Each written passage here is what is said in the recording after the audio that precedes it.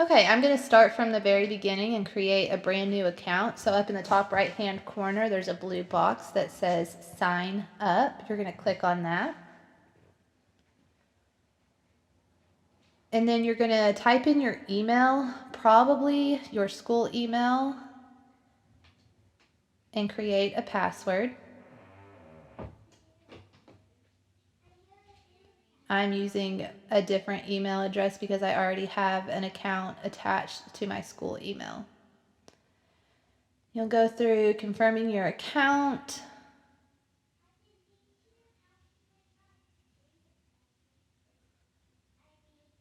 Accept the user agreement. And then you're going to choose I'm a teacher. You need to give your class a name. I like to use my name, the letter K for kindergarten, and then the year, so 1920. Create. It'll ask you to search for your school. It will attach you to Howard. It shows you which other teachers have an account there as well. It'll ask you to download the app. This is where I had a little bit of trouble on here because I'm on an iPad Pro. It wanted me to download the app. I needed to go back to the desktop version. So I had to call for backup. Anyway, so from this screen, you can or you don't have to download the app here. I like to use the app. Other people prefer to only use it from their desktop. Up in the top right hand corner, if you're on your iPad or your phone and it's trying to make you download the app but you want to stay in desktop view, you're going to click on those three little dots in the right hand corner.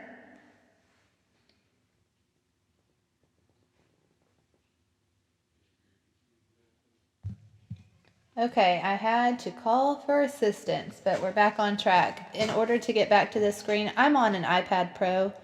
If you're on a laptop, I don't think that you'll have this issue. But if for some reason you're on an iPad or you did have that issue and you couldn't get back to where you were in a browser, up in the top right hand corner there were three little dots and we tapped on those and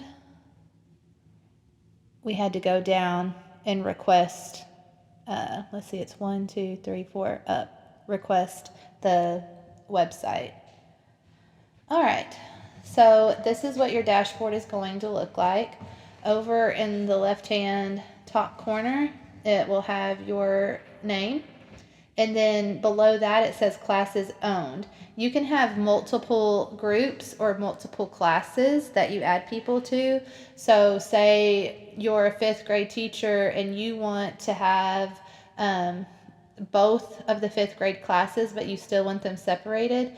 You could click create class and you could name it Flake 5th 1920. And then you could have the other one, Hawkins 5th 1920.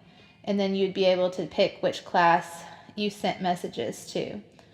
All right, it tells you down below schools you're attached to, Howard Elementary. On mine, it has my kids' daycare on it as well so that I can toggle between the two as a parent or as a teacher. Now you're going to add people. It'll have you listed here and your role will be teacher. And then up in the top right hand corner is where you'll add people. Right here you'll see that it says student's name. You're going to want to click on parents. There's a tab. It says students and then parents. You want to type in the parents. And I have enlisted the help of my family to be my fake class.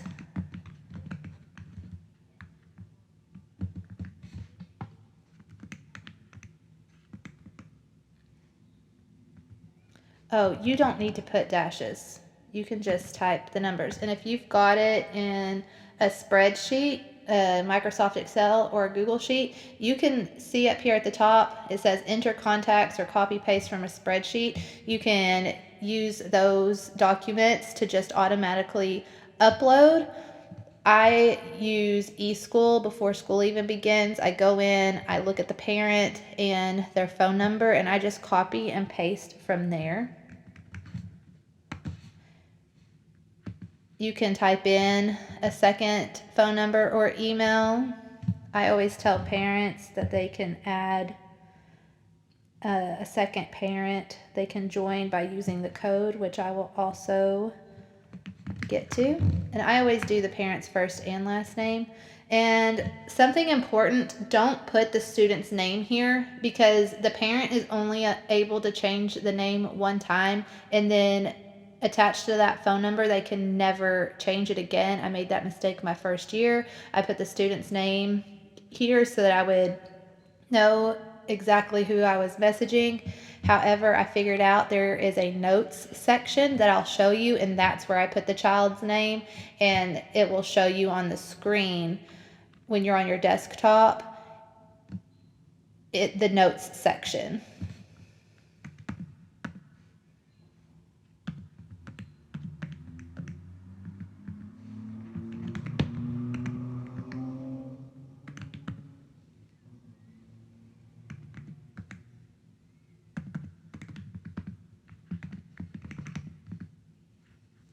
And you can add your entire class at one time.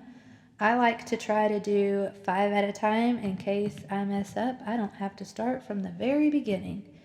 But it says 5 parents right here, but once you enter a 5th one, 6 will pop up. Then once you enter 6th, and 7th will pop up. So it'll keep adding lines for you.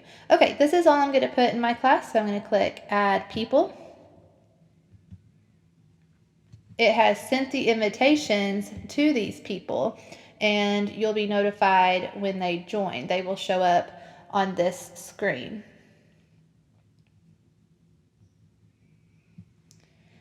When you're ready to send a message, you're going to go to Messages at the top.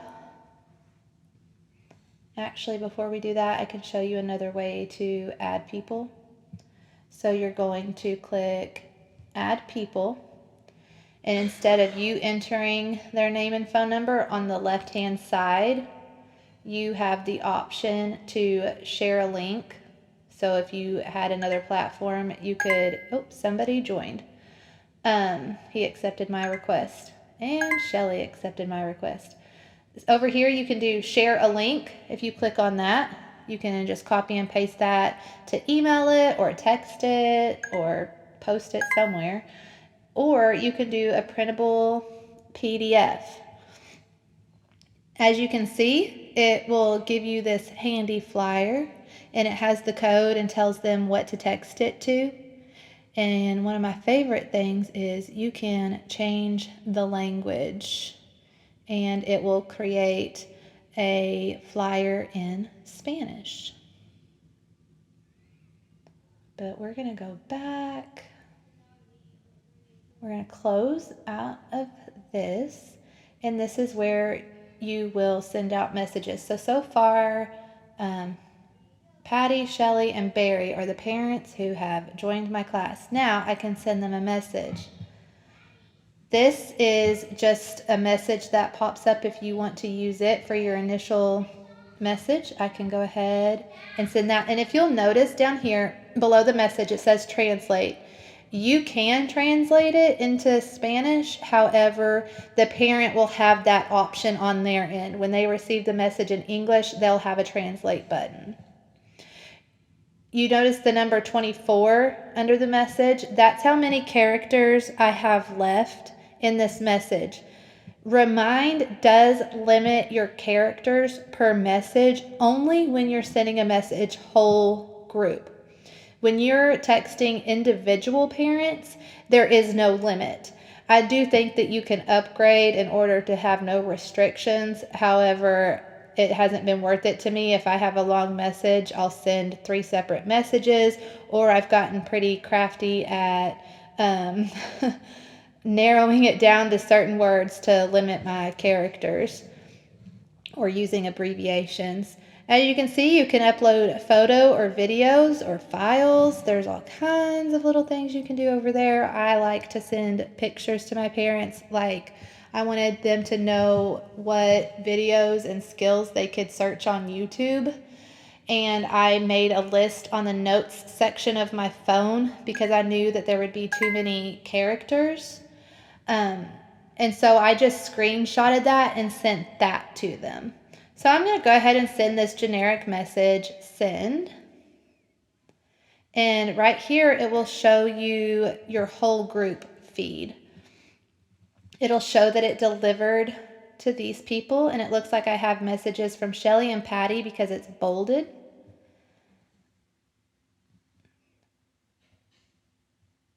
They can like your messages or give it a heart or a sad face or a thumbs down, I think. All right, I'm going to show you how to do a whole group message again. Oh, Shelly messaged back. They can reply to your whole group message, but only you are getting this. You can go into the settings and make it so that they can interact with each other, but I don't give that option. When they text, it only comes to me. There's also the option to make it so that they can't text you back at all, that you can just push out information to them, because it is text messaging. They're going to be able to text you at 11 o'clock if they want to. If you don't have your phone on silent, you will get a notification. So to send another whole group message, I click under announcements, I click that green apple, and I can send another message, testing out whole group message. Thanks so much for helping me. Please give this message a thumbs up. So that went out to everybody. Now I can send an individual one. Please be sure to check your email for your students' report. Send. Now this message only went to her. So when I go to my whole group, well, there we go. So when I go to my whole group, that individual message does not show up here. But when I click on that parent specifically, it will show that I sent them that message. Okay, so let's go up to the top to people. This is going to be where all of you, the people who are in your class, are. You can click on their name, and you can see over on the right, it gives you options to remove that person. Settings, you can make it so that your class is searchable, or you can make it so that they can only find your class by using the code. Right here, participant messaging is where you would change it if you wanted them to be able to interact with each other. You can add, say, you want to do all of 5th grade in one remind.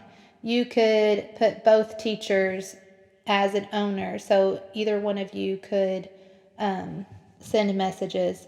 I always include my co-teacher as a parent in the class so that they get my messages. It just kind of keeps us on the same page. You can copy and paste whenever they send a message out and you need to send the same thing. It's pretty handy.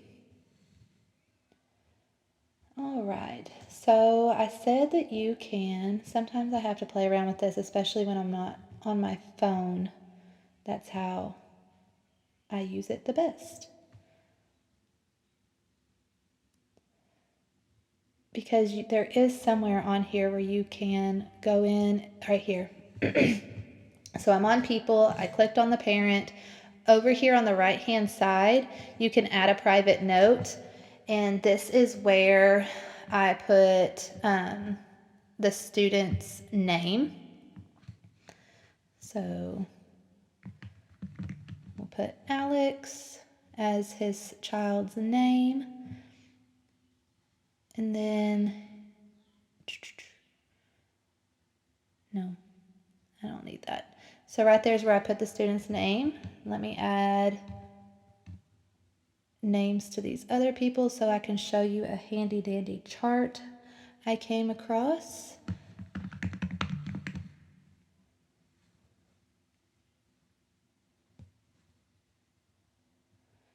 Okay, so now if I go to the top left-hand corner and I click on my name and I go to account settings, over here on the left-hand side, again, you have the option to choose how you get notifications. Right now it shows that I'm getting them on the iPad, iOS. And if I wanted to get email notifications, I could turn that on. And if I wanted to get text notifications, I could turn that on. And the parents have that option too. They can choose to get it by email, by their phone. For iPhone, it'll say iOS. And for the other one, I can't remember what it says, but you'll know that it's like a Samsung. Or they can get text messages. What I wanted to show you was message history.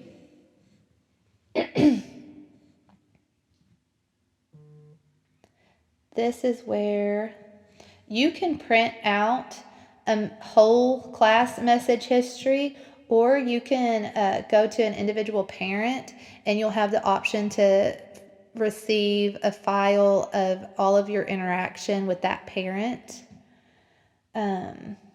Okay, so here where it says participants, you choose your class and you hit export, and you're not going to be able to see it on this screen.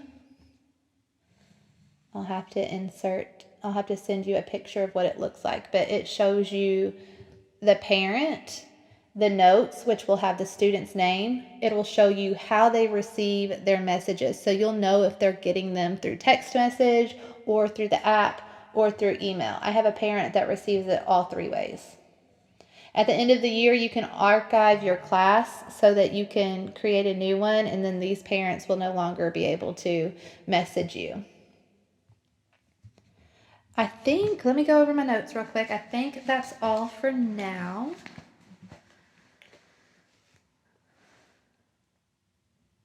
Also, so I had a mom and a dad in mind, and whenever I needed to message them, you can choose to do a group message. It doesn't have to be whole group or individual. You can just choose a few people to send a message to.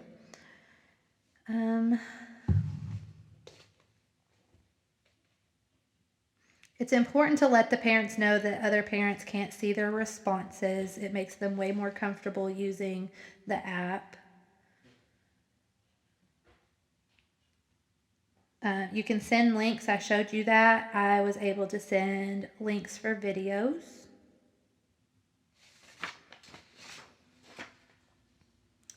And I do think that is all for now. If you have any other questions, just let me know. I'll be happy to help.